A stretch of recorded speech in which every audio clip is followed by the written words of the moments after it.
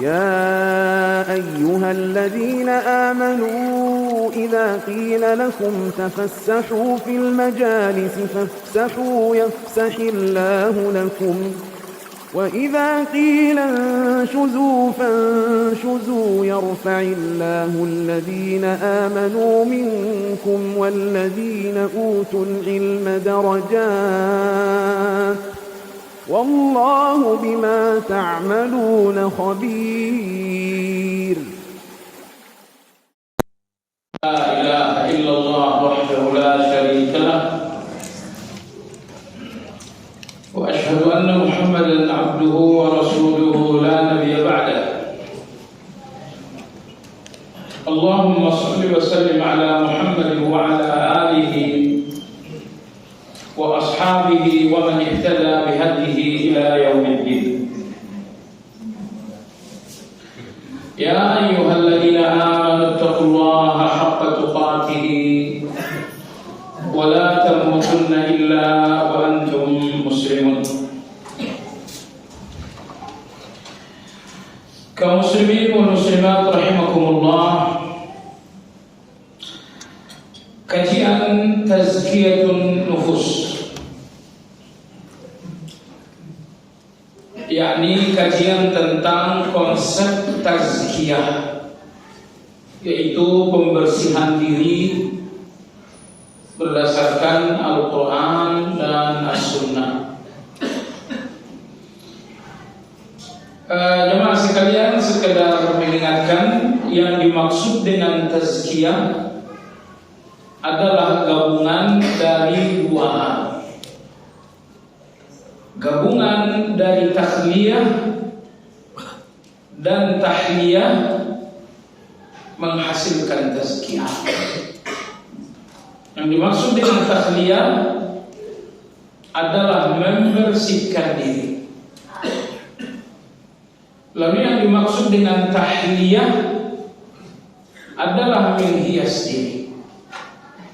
Ibarat orang mandi, terlebih dahulu tentu Anda mandi dulu, bersih-bersih dulu. Ini namanya takhliyah. Setelah Anda bersih, kemudian Anda pun memakai baju yang indah. Ini namanya tahliyah. Kalau dua hal ini telah berhasil Anda lakukan, ini yang dinamakan dengan tazkiyah. Sederhananya begini, tazkiyah itu adalah meninggalkan keburukan dengan kebaikan. Meninggalkan keburukan dengan kebaikan. Artinya ada orang yang meninggalkan keburukan tapi tidak lantas menjadi baik. Ini tidak dinamakan tazkiyah. Atau ada orang yang menjalankan kebaikan tapi tetap melakukan keburukan. Ini tidak dinamakan tazkiyah. Tazkiyah itu bahwa Anda meninggalkan keburukan dengan kebaikan. Anda tinggalkan syirik dengan tauhid. Anda tinggalkan bid'ah dengan sunnah. Anda tinggalkan dusta dengan kejujuran. Anda tinggalkan takabbur dengan tawadhu. Anda tinggalkan serakah dengan zuhud. Anda tinggalkan permusuhan dan kebencian dengan maaf dan persaudaraan. Ini yang dimaksud dengan tazkiyah. Jadi mohon Anda pahami, manusia dalam hal ini ada tiga macam. Ada orang yang meninggalkan keburukan tapi tidak lantas melakukan kebaikan. Ini tidak dinamakan tazkiyah. Nomor dua, orang-orang yang telah melakukan kebaikan tapi belum menghentikan keburukan. Ini pun tidak dinamakan tazkiyah. Tazkiyah itu bahwa Anda meninggalkan keburukan dengan cara menjalankan lawannya, yaitu kebaikan. Marahnya diganti dengan kelembutan, dendamnya diganti dengan maaf, serakahnya diganti dengan zuhud, syiriknya diganti dengan tauhid. Ini yang dimaksud dengan tazkiyah. Cuma sekalian, pembicaraan akhir dalam kajian tazkiyatun nufus adalah gizi-gizi yang menyehatkan hati.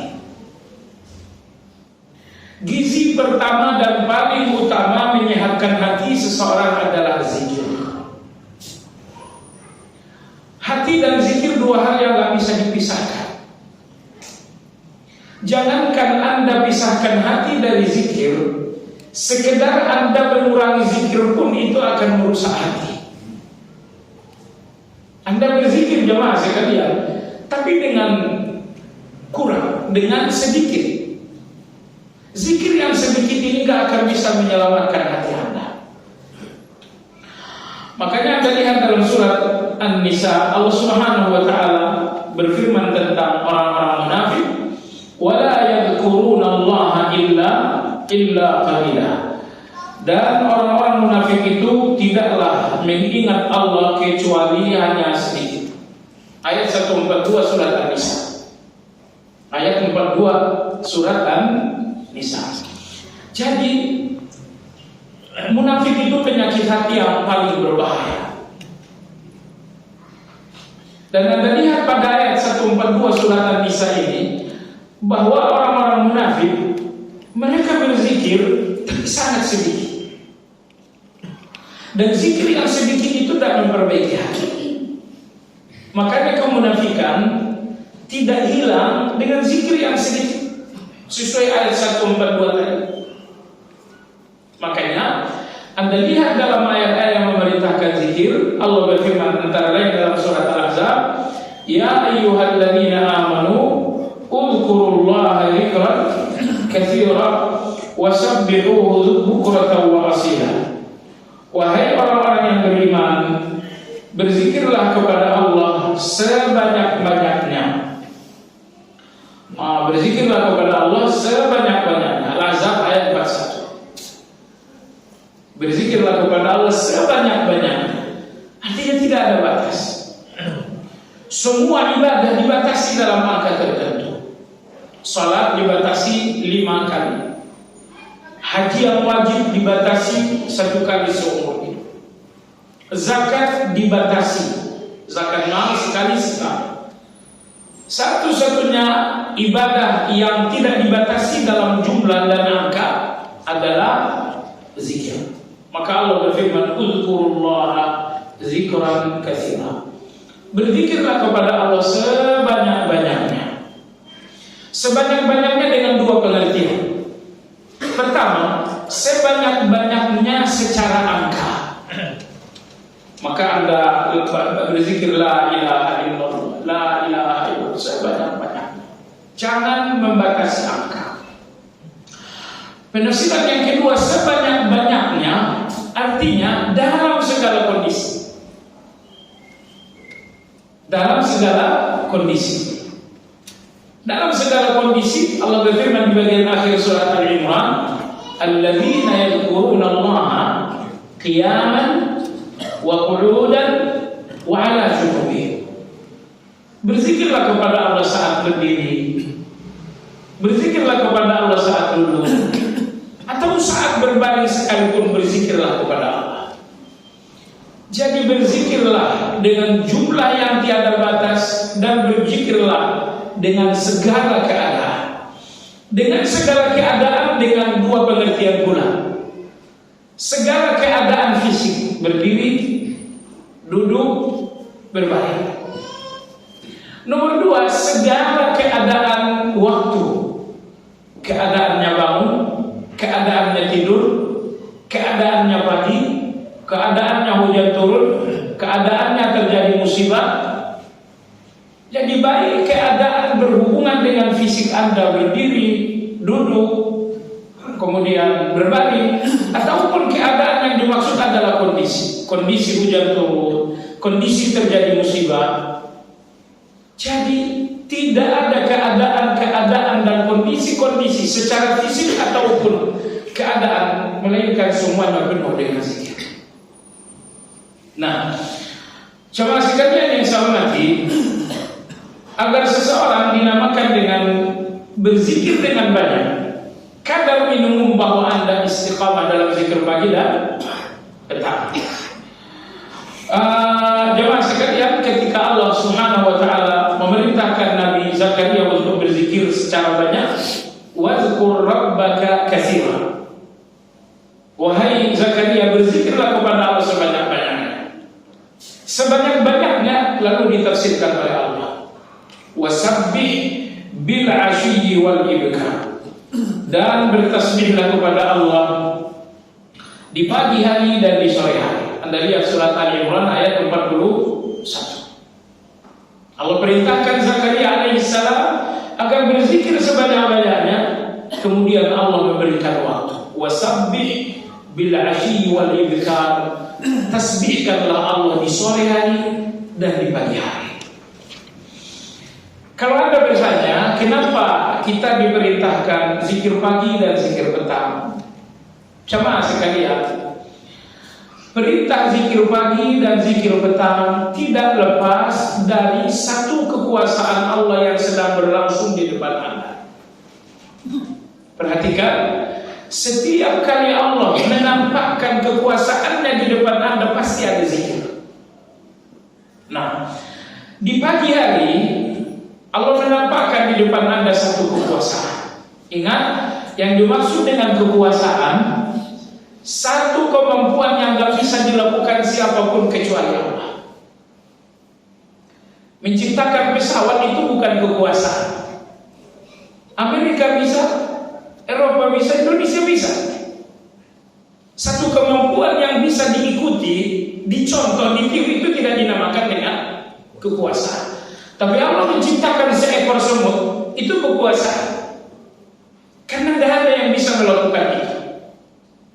Nah, maka yang dimaksud dengan kekuasaan Allah adalah satu kemampuan Allah yang tidak bisa dicontoh oleh siapa.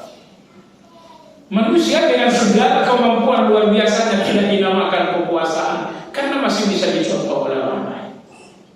Nah, di pagi hari sedang berlangsung di depan Allah kekuasaan. Allah Subhanahu wa taala berfirman, yulijul laila fil nahar wa yulijul nahara fil lail. Allah memasukkan siang kepada malam, dan Allah memasukkan malam kepada siang.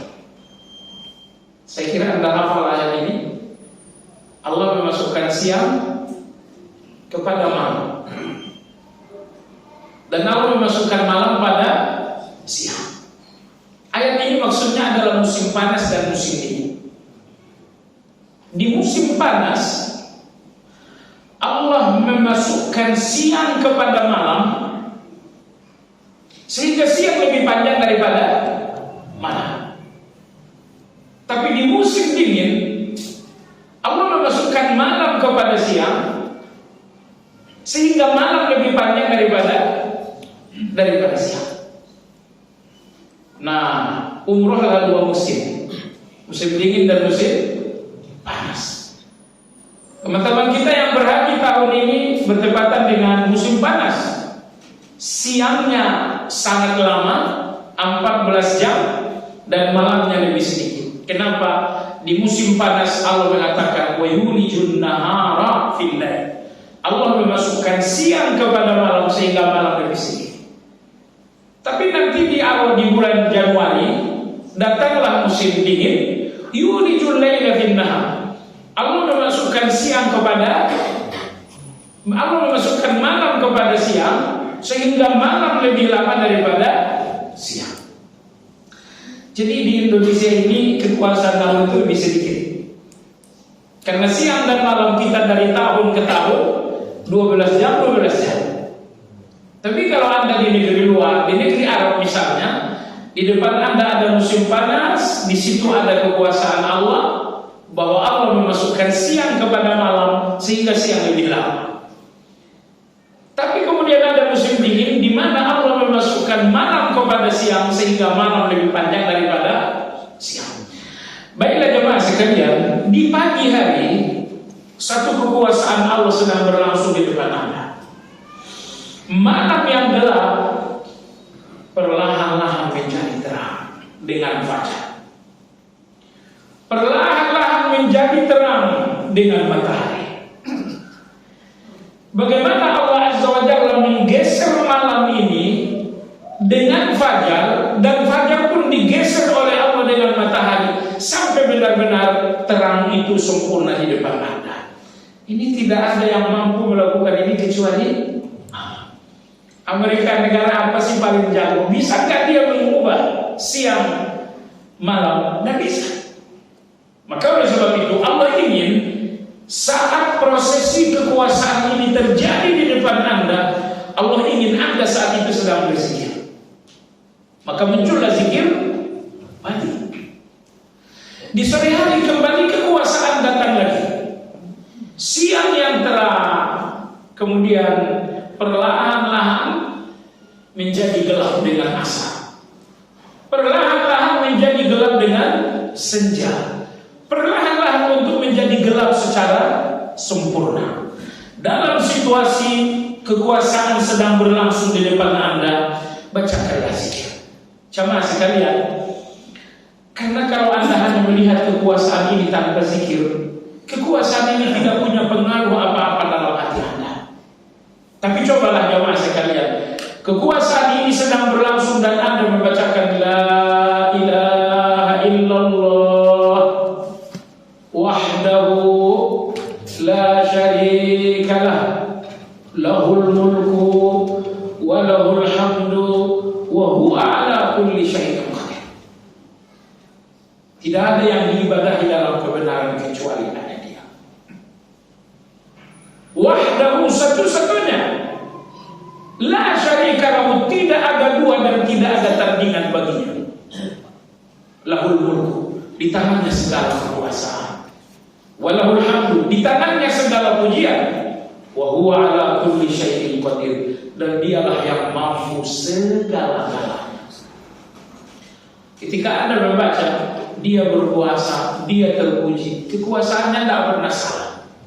Dengan kekuasaan itu Allah mengubah siang dan malam. Dengan kekuasaan itu pun Allah mengubah malam menjadi siang. Apapun yang dilakukan oleh Allah dengan kekuasaannya, lahul hamdu, engkau terpuji Allah. Tidak ada yang engkau lakukan yang salah, semuanya terpuji. Wa huwa ala kulli syai'in qadir, ya Allah, engkau mampu segala-galanya. Manusia ini hanya punya kemampuan dalam batas-batas rasio. Lebih dari logika, lebih dari teori manusia sudah tidak mau. Tapi Allah Azza wa Jalla melakukan segala-galanya. Tidak butuh logika kita. Tidak butuh logika kita. Logikanya Nabi Ibrahim dibuang ke dalam kobaran api, mati. Tapi kekuasaan Allah itu tidak terbatas dengan logika. Makanya Allah mengatakan ala kulli syai'in qadir, aku mampu segala-galanya. Jangan pahami kekuasaan Allah dengan logika Anda. Ya, karena itu bagian dari merendahkan Allah tanpa Anda sadar. Misalnya ketika Allah katakan istighfar saja, aku berikan kalian rezeki. Lalu dengan logika Anda berpikir, bagaimana mungkin istighfar ini menjadi rezeki? Yang memerintahkan Anda istighfar adalah zat yang kemampuannya tidak butuh logika Anda, tidak butuh teori Anda. Lakukan saja. Baik. Intinya nyaris tidak ada zikir melainkan hubungannya dengan satu kondisi kekuasaan yang sedang terjadi. Pagi hari, sore hari di depan Anda ada kekuasaan, diperintahkan Anda berzikir. Hujan turun, masya Allah, ini kekuasaan Allah Subhanahu wa Ta'ala lagi. Allah tahu berapa tetes hujan yang turun, dan Allah tahu kemana setiap tetes itu jatuh. Kekuasaan Allah Azza wa Jalla. Begitu hujan turun, satu kekuasaan di depan Anda, sebut nama Allah di hadapan kekuasaan. Allahumma sayyiban nafi'ah. Kemudian petir menggelegar, ini pun kekuasaan Allah Azza wa Jalla. Bacakan lagi zikir. Makanya jemaah sekalian, banyak kondisi-kondisi alam di depan Anda, semuanya kekuasaan Allah. Tapi kekuasaan itu tak ada rasa. Kalau kekuasaan itu tidak segera Anda sambut dengan zikir. Kekuasaan Allah di pagi hari tidak ada rasa. kecuali Anda menyambut kekuasaan itu dengan baik. Maka Allah dalam surat Al-Ahzab tadi memerintahkan agar kita berzikir sebanyak-banyaknya. Uzkurullaha dzikran katsira, sebanyak-banyaknya dari segi angka, sebanyak-banyaknya sesuai kondisi tubuh, sebanyak-banyaknya sesuai dengan kondisi alam. Ayat yang tadi saya sampaikan dalam surat Ali Imran, berzikirlah di waktu berdiri, berzikirlah di waktu duduk, berzikirlah di waktu berbaring. Ayat ini difahami keliru oleh orang-orang tasawuf.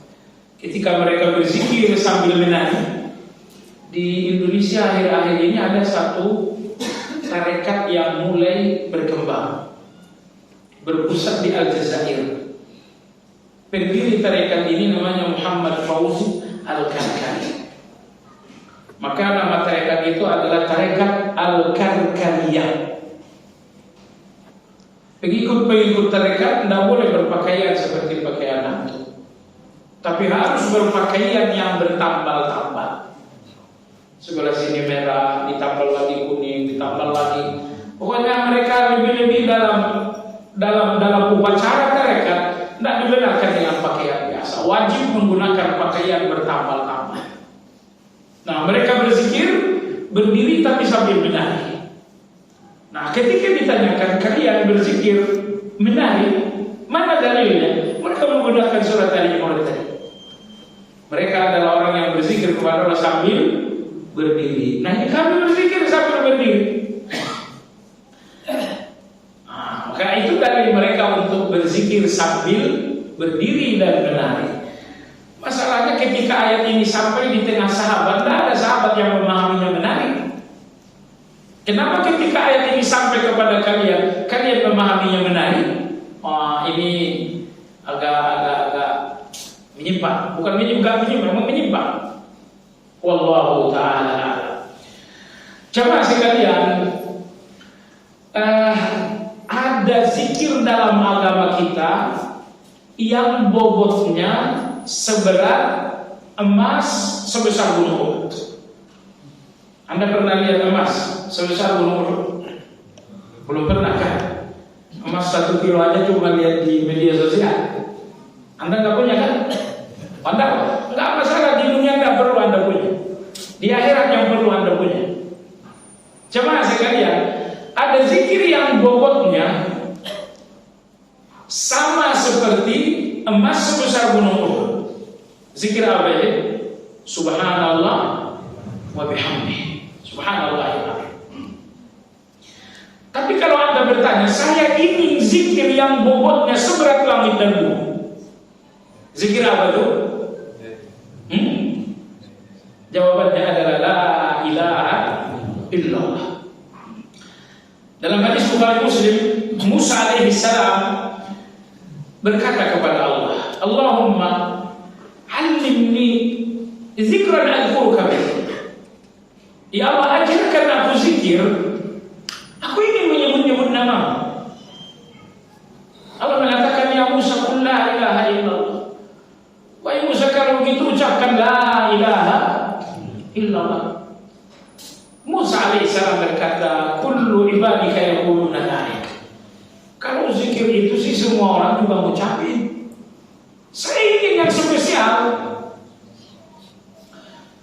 Zikir spesial Musa tak boleh orang lain ikut. Allah mengatakan, wahai Musa, tidak ada yang lebih spesial daripada la ilaha illallah. Law anna as-samawati as-sab'a wa amirahunna ghairi wal ardina as-sab'a wa amiraha fi kiffah. Seandainya Musa 7 lapis langit dengan segala penghuninya selain aku, ditambah lagi bumi dengan segala isinya, lautan, gunung-gunung, batu-batu, manusia, binatang, langit dan isinya, bumi dan isinya di satu daun timbangan, dan la ilaha illallah di daun timbangan yang satu lagi, niscaya la ilaha illallah masih lebih berat. Masalahnya di dunia ini gak ada timbangan amal, yang ada cuma timbangan emas.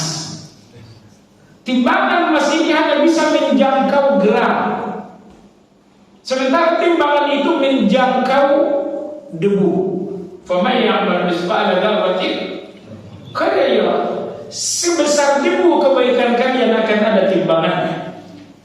Dunia ini tidak ada timbangan yang mampu menimbang debu. Itu timbangan emas. Anda taruh debu nggak ada bobotnya. Tetapi di depan Allah Azza wa Jalla akan ada timbangan amal. Timbangan amal yang bahkan bisa menjangkau debu. Makanya Anda jangan berpikir saya baca la ilaha illallah. Dalam sehari sih sering saya baca. Tetapi timbangan lebih berat daripada langit dan bumi, nanti timbangannya. Di dunia ini gak ada timbangan amal itu, tidak usah cari-cari. Dan Anda perlu amal ini ditimbang nanti, bukan sekarang. Maka atas dasar ini jamaah sekalian, di antara zikir terbaik sehari, dalam zikir terbaik untuk Anda banyakkan sambil Anda berkendaraan, sambil besok Anda jogging, banyakkan la ilaha illallah, la ilaha illallah, la ilaha illallah, la ilaha illallah. Zikir paling mudah. Karena semua zikir membutuhkan bibir Anda. Allahu Akbar, Alhamdulillah, Subhanallah, itu semuanya butuh bibir. Kecuali la ilaha illallah itu tidak perlu bibir. Anda hanya perlu lisan Anda untuk mengucapkan la ilaha illallah. La ilaha illallah, bibir Anda tidak perlu. Jadi zikir yang paling ringan ternyata itu yang paling mahal di depan Allah Subhanahu wa taala. Baik jemaah sekalian yang saya hormati, zikir yang ketiga nanti akan datang yaitu istighfar. Nah, jemaah sekalian, jadi hasil pembicaraan kita tentang keagungan zikir ini, mudah-mudahan dalam keseharian, dalam segala kondisi hidup, kita menjadi orang yang banyak berzikir. Menjadi orang yang banyak berzikir. Jemaah sekalian, lalu gizi hati yang kedua. Gizi hati yang pertama paling utama adalah zikir. Gizi hati yang kedua ini sebetulnya masih bagian dari zikir, namun lebih spesial lagi. Apa itu? Tilawatul Quran. Zikir-zikir kita terhitung dengan zikirnya. Subhanallah, Allahu Akbar, la ilaha, yang dihitung adalah satu zikir. Tapi Al-Quran yang dihitung adalah hurufnya. Yang dihitung adalah hurufnya. Alif, Lam, Mim, 3 huruf. Hitung-hitungannya huruf. Kalau zikir hitung-hitungannya per zikir. La ilaha illallah lebih berat dari langit dan bumi.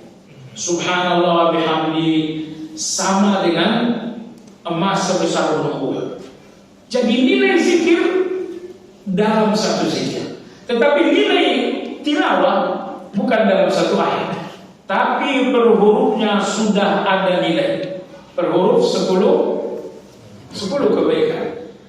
Anda ceramah jemaah sekalian, baru ada bayaran manusia untuk Anda sejam, 2 jam. Tetapi Allah Azza wa Jalla yang maha berterima kasih, Anda bacakan Al-Quran, 1 huruf saja sudah ada bayarannya dari Allah Azza wa Jalla.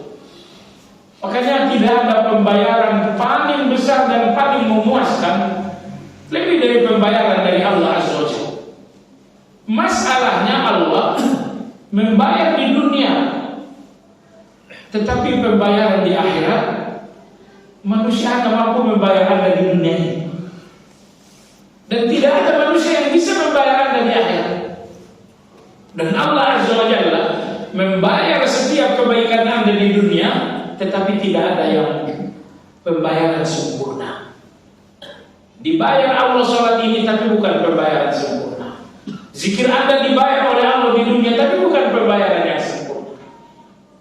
Karena pembayaran yang sempurna nanti di akhirat. Allah berfirman, wa innama tuwaffawna ujurakum yawmal qiyamah. Seluruh pembayaran untuk kalian, ganjaran dan balasan untuk kalian, pembayarannya secara cash, secara sempurna nanti pada hari kiamat. Jadi saat ini semua kebaikan Anda dibayar oleh Allah, tapi tidak ada yang sempurna. Anda sholat ada bayarannya di dunia, tapi tidak sempurna. Nah, adapun pembayaran secara utuh, secara lunas, makanya akhirat itu indah sekali. Anda lihat gak hidup Anda yang sekarang? Hidup Anda indah, padahal kebaikan Anda belum dilunasi oleh Allah Azza wa Jalla. Anda bisa bayangkan betapa indahnya akhirat ketika semua kebaikan Anda akan dibayar lunas oleh Allah Subhanahu wa Ta'ala. Baik. Mengenai Al-Quran, Al-Quran adalah kalam Allah. Tidak ada yang paling berbahagia dengan Al-Quran kecuali ahli sunnah wal jamaah. Karena hanya ahli sunnah yang berkeyakinan bahwa Al-Quran adalah kalam Allah. Setiap huruf Al-Quran adalah kalam Allah. Ini hanya keyakinan ahli sunnah wal jamaah. Selain ahli sunnah wal jamaah, mereka tak berkeyakinan Al-Quran ini kalam Allah.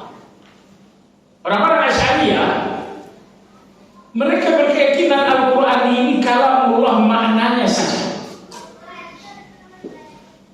Ya, maka kalau Anda tanyakan Al-Quran yang diturunkan kepada Nabi, Al-Quran yang turun kepada Nabi, kata mereka itu bukan kalamullah.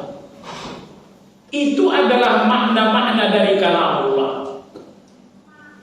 Nah, maka yang berkeyakinan bahwa Al-Quran kalamullah hanya ahli sunnah wal jamaah. Allahu Akbar. Dari keyakinan inilah maka tidak ada yang paling menikmati Al-Quran selain ahli sunnah wal jamaah. Orang-orang kullabiyah, aliran-aliran lain, rasanya mereka tidak terlalu menikmati Al-Quran. Karena mereka benar-benar tidak yakin bahwa Al-Quran ini adalah kalamullah, bahwa Al-Quran ini adalah firman-firman Allah. Maka jemaah sekalian, bersyukurlah kepada Allah Azza wa Jalla bahwa Allah pilihkan Anda untuk salah satu menjadi orang yang mengikuti akidah wal sunnah, sehingga Anda berkeyakinan bahwa Al-Quran adalah kalamullah. Nah, jemaah sekalian yang saya hormati,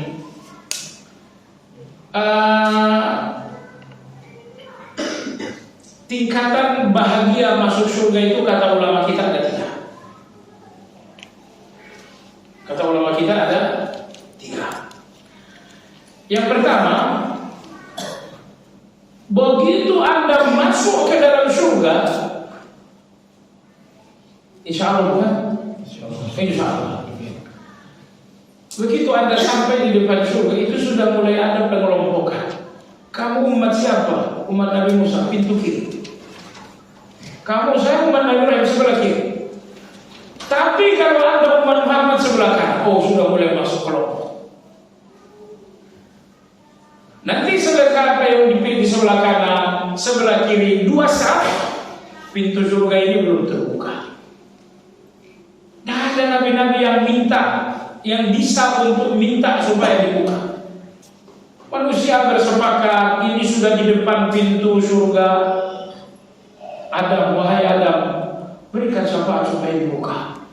Adam mengatakan, dosa saya yang membuat kita keluar dari sini. Tidak bisa saya kasih syafaat. Nabi Nuh tidak bisa, Nabi Ibrahim tidak bisa. Akhirnya Nabi kita SAW memberikan syafaat. Beliau mengetuk pintu surga. Ridwan bertanya siapa? Beliau mengatakan Muhammad. Lalu Ridwan mengatakan, bika Umar, pintu ini dibuka hanya untuk kamu. Maka dibukalah, lalu semua manusia masuk. Di sini kebahagiaan pertama.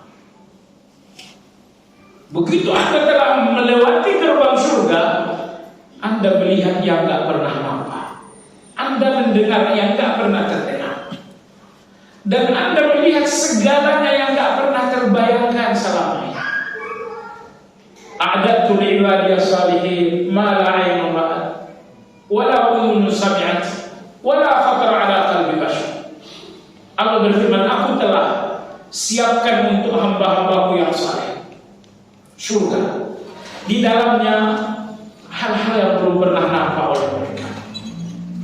Di dalamnya hal-hal yang belum terdengar oleh mereka. Jadi belum ada orang yang mampu bercerita surga seperti surga. Wala khatara ala qalbi bashar. Begitu sempurnanya surga, bahkan tidak ada pikiran yang pernah mampu berimajinasi tentang surga. Coba kamu hayalkan istana surga, kamu hayalkan sungai surga, taman surga, apalagi bidadari surga. Jemaah sekalian, surga ini tidak pernah nampak, tidak pernah terdengar, bahkan imajinasi manusia pun tidak pernah mampu menggambarkan surga. Begitu Anda masuk, nyatalah surga. Ini kebahagiaan yang pertama. Allah berfirman, "Fala ta'lamu nafsum ma ukhfiya lahum min qurrati a'yunin jazaa'an bima kanu ya'malun." Kalian tidak tahu apa yang telah disembunyikan Allah untuk kalian. Kalian tidak tahu apa yang disembunyikan Allah untuk kalian. Ayat ini surat As-Sajdah. Kalian yang dimaksud dalam ayat ini adalah orang-orang yang qiyamul lail. Kalian orang-orang yang qiyamul lail, kalian tidak tahu apa yang disembunyikan Allah untuk kalian. Subhanallah, Allah punya sembunyian untuk kalian. Iya, kalian punya sembunyian untuk Allah, dan Allah pun punya sembunyian untuk kalian. Ini qiyamul lail Anda sembunyikan dari manusia untuk Allah, Allah pun punya sembunyian untuk kalian. Salat malam kalian rahasiakan dari manusia, kata Allah, aku pun punya rahasia untuk kalian. Ini kebahagiaan pertama di surga. Ketika Anda telah melihat semua keindahan ini. Kemudian level kedua kebahagiaan surga, ketika Anda telah memasuki tempat tinggal Anda. Sesampainya di tempat tinggal Anda berkenalan dengan para bidadari. Dalam situasi Anda sedang berkenalan dengan para bidadari itu, tiba-tiba Allah menyapa Anda, "Assalamualaikum ahlal jannah." Ini kebahagiaan yang kedua. Kebahagiaan yang pertama, kebahagiaan surga. Kebahagiaan yang kedua, kebahagiaan dengan suara Allah Azza wa Jalla. Allahu Akbar. Anda dengar suara Allah secara langsung. Assalamualaikum ahlal jannah. Bidadari-bidadari yang sedang sibuk berkenalan dengan Anda ya Allah. Bidadari Anda udah ada bukan? Udah selesai. Mereka nunggu.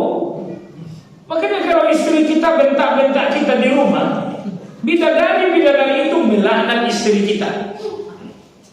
Ya? Istri bentak-bentak suami, bidadari sudah mengatakan, "La'anaka Allah." Allah melaknatmu wahai perempuan. Sudah dekat waktunya dia sampai kepada kamu, masih saja kau bentak-bentak. Jadi kalau nanti dibentak di rumah, ingat-ingat, bidadari pun di surga, tapi beramal dulu. Jangan terlalu percaya diri juga. Imam Hasan al-Basri rahimahullah mengatakan, ahlul jannah dalam situasi bertemu dengan penuh rindu dengan bidadari. Anda sampai di istana bidadari, suamiku datang. Ini situasi melepas rindu. Bahkan kata Imam Hasan al-Basri, dalam situasi rindu ini kemudian mereka bermusik. Saat ini tidak boleh bermusik, tapi nanti dibolehkan oleh Allah Azza wa Jalla. Jadi situasi rindu dirayakan dengan musik-musik tadi. Saat itulah Allah datang menyapa, "Assalamualaikum." Sekarang Anda mendengarkan suara Allah. Tapi ya mas, dan ini yang dimaksudkan dalam firman Allah dalam surat Yasin, "Salamun qaulan mir rabbir rahim." Jemaah sekalian, detik itu juga bidadari yang indah ini hilang. Anda lupa. Anda tak merasa ada bidadari padahal mereka di kanan kiri Anda. Semua nikmat sekejap lupa begitu Anda mendengarkan suara. Ini kebahagiaan yang kedua. Anda dengarkan suara. Nah, kebahagiaan yang ketiga jemaah sekalian, dan inilah puncak. Sampai-sampai sebagian ulama mengatakan, setelah manusia sampai di puncak kebahagiaan ini, beberapa hari tidak ada nikmat dan bahagianya dengan bidadari itu. Apa itu? Ketika puncak kebahagiaan ini benar-benar, Apa itu? Allah menampakkan zatnya. Lalu Anda melihat Allah Subhanahu wa Ta'ala yang Maha Indah. Kalau tadi Anda mendengarkan suaranya, sekarang Anda melihat Allah secara langsung. Allah Subhanahu wa Ta'ala menyingkap hijab. Allah menghijab dirinya dengan cahaya. Tidak ada pandangan yang bisa menembus cahaya untuk melihat Allah Azza wa Jalla. Tapi sesampainya Anda di surga, Allahu Akbar, Allah ridho dengan Anda. Dengan ridho itulah kemudian Allah membuka hijab. Makanya Anda lihat dalam surat At-Taubah, Allah berfirman, wa ridwanun minallahi akbar, dan keridhaan dari Allah lebih besar daripada surga. Keridhaan dari Allah lebih besar daripada surga. Karena surga ini isinya bidadari, istana, tapi keridhaan Allah itu isinya bahwa Allah menyingkap hijab dan Anda melihat Allah saja. Nah, surat Al-Baqarah, wa ridwanun minallahi akbar, sudah bila Anda tahu.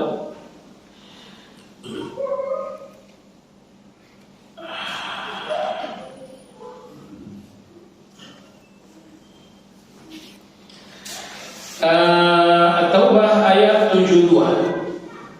Wa'adallahu al-mu'minina wal mu'minat jannatin tajri min tahtiha al-anhar khalidina fiha wa masakin thayyibatan fi jannati 'adn wa ridwanun minallahi akbar, dzalika huwal fawzul 'adzim.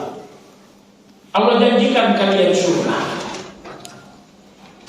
yaitu taman yang di dalamnya mengalir air yang sangat indah.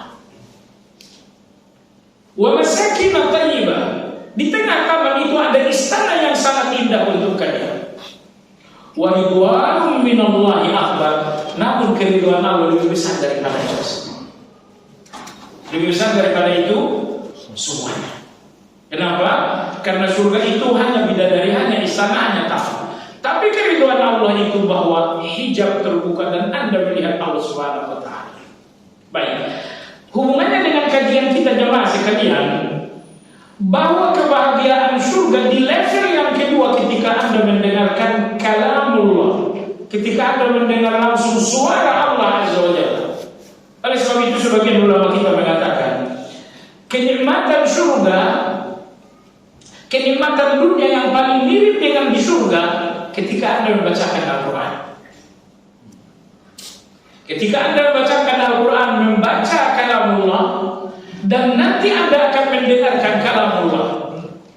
Subhanallah, saat ini Anda membacakan kalamullah, dan nanti di surga Anda akan langsung mendengarkan kalamullah.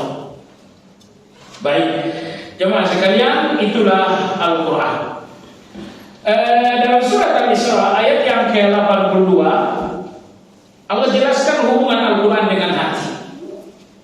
Kenapa Al-Quran ini gizi terbaik untuk hati? Allah jawab pada ayat 82 dalam surat Al-Isra, wa nunazzilu minal Qur'ani ma huwa shifaa'un wa rahmatul lil mu'minin. Kami turunkan Al-Quran, di dalamnya ada penyembuh dan di dalamnya ada rahmat untuk orang-orang yang beriman. Saya ingin Anda garis bawahi dua hal dalam ayat ini. Allah katakan di dalam Al-Quran ada kesembuhan. Nomor dua, di dalam Al-Quran ada rahmat. Oleh sebab itu tidak ada orang yang hatinya paling sehat selain orang yang ahlul Quran. Nomor dua, tidak ada orang yang paling besar mendapatkan rahmat Allah kecuali ahlul Quran. Karena Allah dalam ayat mengatakan Al-Quran adalah penyembuh hati, maka tidak ada hati sesehat hati ahlul Quran. Lalu dalam ayat ini Allah katakan bahwa Al-Quran ini adalah rahmat, maka tidak ada rahmat terbesar dari Allah lebih dari rahmat yang Allah berikan kepada ahlul Quran. Siapa ahlul Quran? Antum semua ahlul Quran, dengan level yang berbeda-beda. Sukses ahlul Quran tentu jauh di atas kita. Tapi bagaimanapun antum termasuk ahlul Quran. Ahlul Quran karena antum mengimani Al-Quran. Ahlul Quran karena antum membaca Al-Quran. Ahlul Quran karena antum pun menghafal Al-Quran. Walaupun hafalnya belum selesai, tapi kan dalam proses selesai. Cuma saya katakan jangan putuskan niat berhenti menghafal Quran. Ya, pokoknya hafal Quran santri enggak, saya juga ikut. Kalau santri ini selesai 30 juz, kalau target saya bahwa saya enggak berhenti menghafal Quran. Itu saja. Ingat jemaah sekalian, hafalan kita nih lebih-lebih yang kepala 4 ke atas itu beda dengan anak santri. Kalau anak santri target mereka hafal Quran adalah selesai. Kalau target Anda hafal Quran adalah sampai mati, bukan sampai selesai, sampai mati. Dan ingat Allah akan memberikan ganjaran tidak sesuai kenyataan tapi sesuai dengan niat. Kenyataannya tidak selesai 30 juz, tapi Anda berniat melakukannya, maka Allah akan berikan Anda balasan sesuai dengan niat, bukan sesuai dengan perbuatan. Baik. Syifaun, Al-Quran ini adalah penyembuh terhadap berbagai penyakit. Warahmatun, Al-Quran ini adalah rahmat. Oleh sebab itu jemaah sekalian, kalau Anda ingin rumah Anda selalu dalam tetesan-tetesan rahmat Allah Azza wa Jalla, pastikan dalam rumah ini selalu dibacakan Al-Quran. Rumah yang di dalamnya Al-Quran selalu dibaca adalah rumah yang penuh dengan rahmat dan berkah. Saya dengar ceramah seorang dokter dari Mesir, namanya Dr. Az-Zahrani. Beliau mengatakan, alhamdulillah Allah berikan saya spesialisasi ruqyah, sehingga ruqyah saya selalu diberkahi oleh Allah Azza wa Jalla. Ratusan kali saya diundang untuk meruqyah rumah tangga yang berkonflik.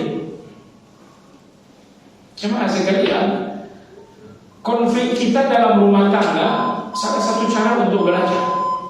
Tapi datang orang-orang yang dangkal, mereka berkonflik bukan untuk saling belajar, tapi mereka berkonflik untuk saling menyakiti. Kalau mereka udah konflik, suami ngomong semua maunya, istri ngomong semaunya, konflik itu wajar. Tapi kita berkonflik untuk saling belajar, jangan berkonflik untuk saling menyakiti. Nah, hubungan konflik dengan ruqyah kita ajar.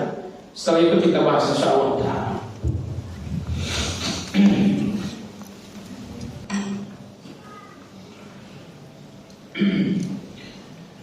Beliau berkata, ratusan kali saya diundang oleh rumah tangga yang sedang konflik. Saya diundang dalam rangka ruqyah. Misalnya suami istri dulu, kemudian saya ruqyah. Minta ruqyah dalam mazhab Ahmad tidak boleh, tapi jumhur ulama mengatakan boleh. Jadi ini bukan persoalan yang ittifaq.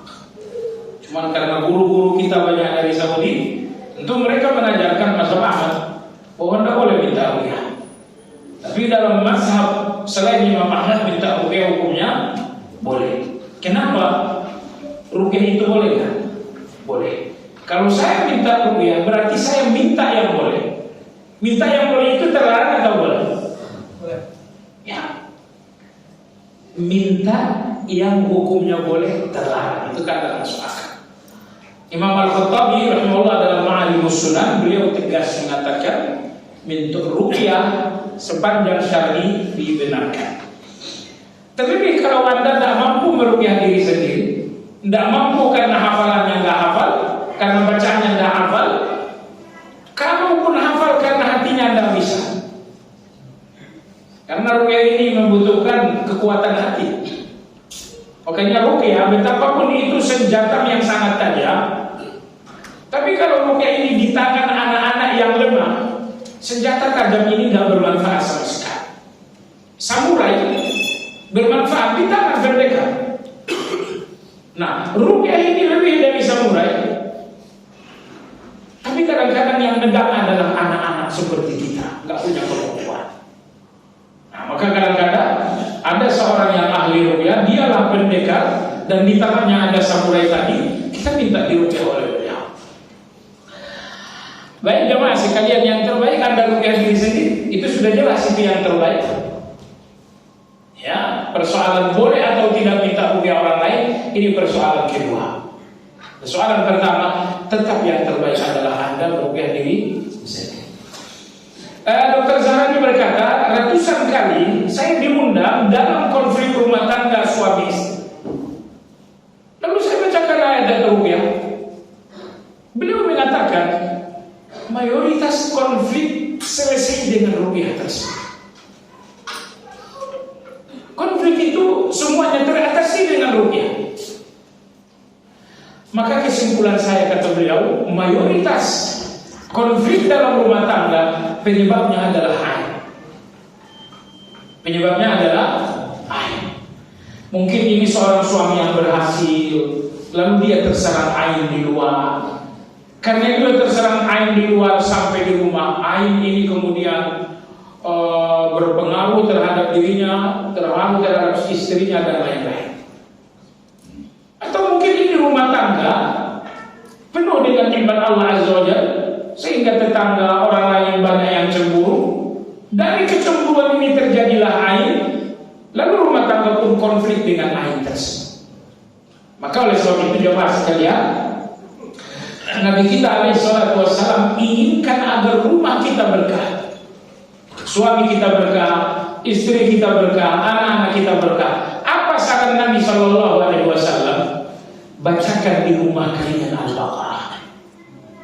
Kata Nabi sallallahu alaihi wasallam, la taj'alu buyutakum qubura. Jangan jadikan rumah kalian seperti kuburan. Fa inna asy-syaitan yafirru min baitin yuqra fihi suratul Baqarah.